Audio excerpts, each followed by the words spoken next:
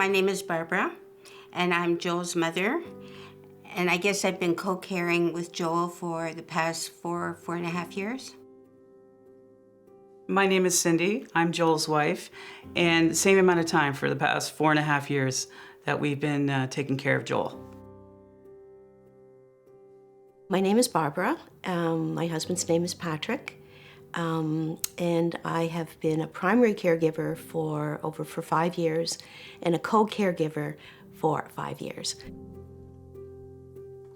My name is Ngazi, and I am a caregiver for my father, Felix. He was diagnosed in 2008, and since then, it's been myself as the primary caregiver and my brothers as well as my stepmother. We were in real trouble. We didn't know how to communicate to each other or to Joel or what's going on. And that phone call was the worst because I actually had to say to myself, this is real and I need help. He will reach up for a hug and say, I love you. I can hear that, I can understand that. And then he'll ask he want another hug.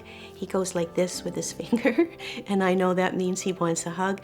And he can give pretty strong hugs. I just graduated my master's. And so we were eating dinner, and my father, you could see in his eyes were clouded over and just kind of, and I said, Daddy, I just graduated my master's. And he looked up at me and he said, congratulations, gal. And then he looked back down and he was gone. He was gone again. For that, was it 8 seconds? It felt like the world had stopped for me. It felt like, oh my God, I have my father back. I look at his face, I look at his eyes, I hear the tone of his voice.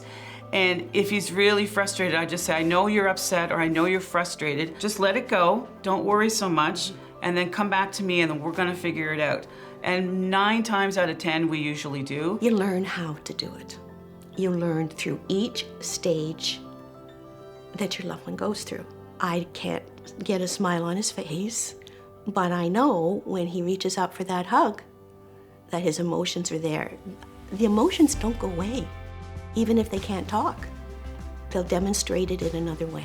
You try to find the beauty in it, because it's not all ugly and terrible and scary.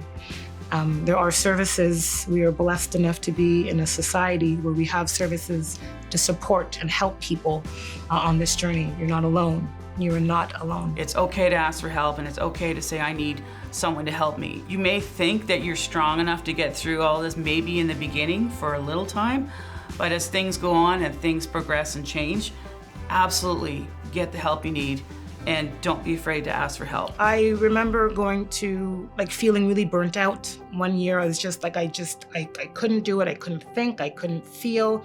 I had numbed out. And I remember someone said to me, call the Alzheimer Society and look about support groups.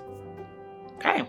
So I went to a few support groups and they were very hospitable, very lovely. Such a, I don't want to say a weight off my shoulders, but such an experience to be with other people who are going through the same thing you're going through. Validation on what and how I was feeling. That's huge. Understanding that it's not going to be the same. It's never going to go back to the way it was. It's going to progress. So you find ways to communicate in a way that makes sense to you, that's peaceful for you, and dignified for them. You want to maintain their dignity throughout. They've helped me considerably, coming to terms with the fact that he's not what he used to be, and I have to kind of embrace what's happening and how he's going to change down the road. And it may not be something that I'm going to like, but that's something that's out of my hands. Joel is Joel. I have always loved Joel since the minute I gave birth to him. Joel is Joel in the past. He's Joel in the present.